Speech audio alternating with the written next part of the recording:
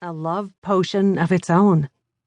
The compromises I'd made, I chose to make.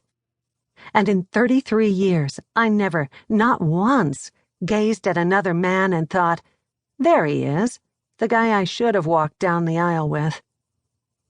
I closed my eyes and recalled other summer days, a long time ago, when my kids were the ones returning from day camp, and Harvey appeared in his car to take us all to Friendly's for ice cream. We would crowd into a booth, laughing at each other, laughing with each other. Always Harvey had a chocolate ice cream soda, Elizabeth and Amanda shared a Fribble milkshake, and Ben ordered a conehead sundae, an upside-down cone on top of a scoop of ice cream decorated to look like a happy clown. My regular order was a small vanilla with a drop of butterscotch syrup, because I was always dieting. But now I would order a Jim Dandy, a kitchen sink of a sundae with 3 kinds of ice cream and 3 kinds of toppings, and I'd do it without a second thought. When the bus moved, Harvey turned into our driveway, and Emmanuel Perez, our landscaper, pulled up and parked on the road. Harvey stepped out of his car, conversing with Perez, who sat in his truck, which held a tractor, tools, and several workers on the flatbed. I knew that Harvey got a kick out of practicing Spanish with Perez. I was a mess, and my husband was polishing past tense in the August heat. "Calm down," I said aloud to myself. He said he was leaving, but thankfully he's back. Is it to pick up something? Is it to explain? Is it for good? You can't handle any of this if you're crazed. Calm down. Think. I knew Harvey hadn't seen me at the door, so I dashed into the family room. I wasn't going to be waiting with my hand out for a shake like the welcoming committee outside a polling place. I was devastated and confounded by his departure, but I still had self-respect and no intention of playing the hysteria card. I ran my fingers through my shoulder-length red hair. Had I known he was going to dawdle, I would have showered and changed in record time.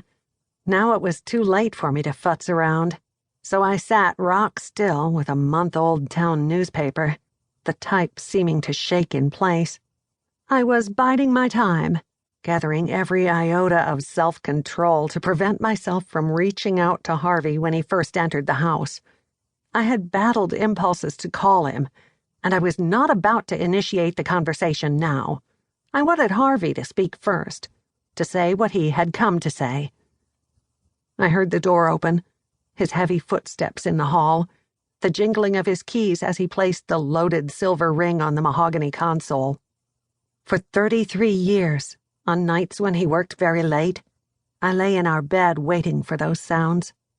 Some women loved jazz, some rock and roll. I liked the sounds of Harvey coming home. "Marcy," he called out as though it were any other day, as though he had taken a trip to the town dump, which looked like a park, and returned with a smile on his face, ready to tell me who he'd bumped into, or at election time who was campaigning there, or what treasures, bicycles to appliances, townspeople had donated to the giveaway shed. "Marcy," he called again, because I was too choked up to answer. "In here," I said several times, until my voice could be heard. I was wearing khaki shorts, sandals, and a thin white t-shirt, with his best-selling sports bra underneath. He was in a suit, his natural casing. He lingered at the edge of the room, rubbing his hand over his head as though smoothing the hair he didn't have. His tired eyes were on my chest. "How's that sports bra? Did I mention that we now carry it in larger sizes?" If Harvey and I were refugees fleeing the cruelest dictatorship, our children on our backs, suitcases stacked on our heads, a crust of bread in hand, Harvey would talk about bras. I'd never found it annoying. I understood what his business meant to him. "Let's sit in the living room," he said in a formal voice. We sat in the living room only for state occasions, or on holidays, or when we had visitors we invited over once a year or less. If we didn't have visitors, why were we going to the living room? In the living room, he turned on the Leaning Tower of Pisa lamp.